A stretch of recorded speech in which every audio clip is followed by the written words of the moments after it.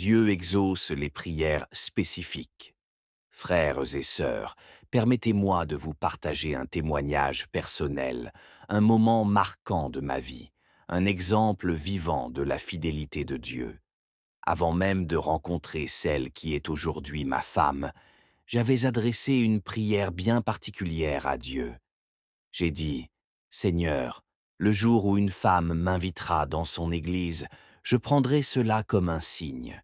Je commencerai à fréquenter cette assemblée, je deviendrai membre, et les gens sauront que je suis son compagnon. Et après quelques années passées ensemble dans cette maison de Dieu, ce sera elle que j'épouserai. Je n'avais rien imposé à Dieu, mais j'avais présenté un désir sincère, accompagné de foi et de discernement. Et devinez quoi? Tout ce que j'ai demandé s'est accompli point par point. Aujourd'hui, je suis marié à cette femme. Certes, nous attendons encore que le Seigneur nous bénisse avec des enfants, mais je suis pleinement convaincu que ce jour viendra, car celui qui a commencé cette œuvre ne l'abandonnera pas. Ce genre de foi m'a été inspiré par l'histoire du serviteur d'Abraham dans Genèse 24.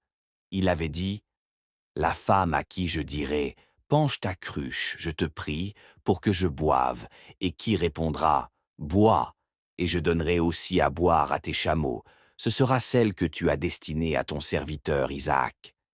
Ce n'était pas de la chance, ce n'était pas du hasard. C'était la prière d'un homme qui savait que Dieu pouvait répondre de manière précise. Frères et sœurs, apprenez à faire des prières ciblées. Apprenez à impliquer Dieu dans vos décisions, surtout dans les domaines aussi cruciaux que le mariage. Il est le meilleur entremetteur, il connaît les cœurs, et il est fidèle pour accomplir ce qu'il promet. Je suis le fruit d'une prière exaucée.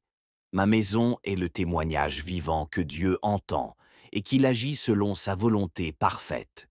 Conseil inspiré de mon histoire. 1. Fais une prière claire, pas floue. Dieu répond aux prières précises. 2.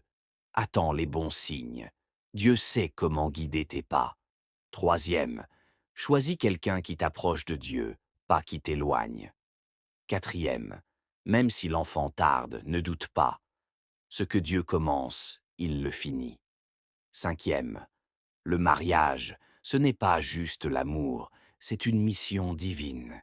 Si Dieu l'a fait pour moi, il peut le faire pour toi aussi. Amen.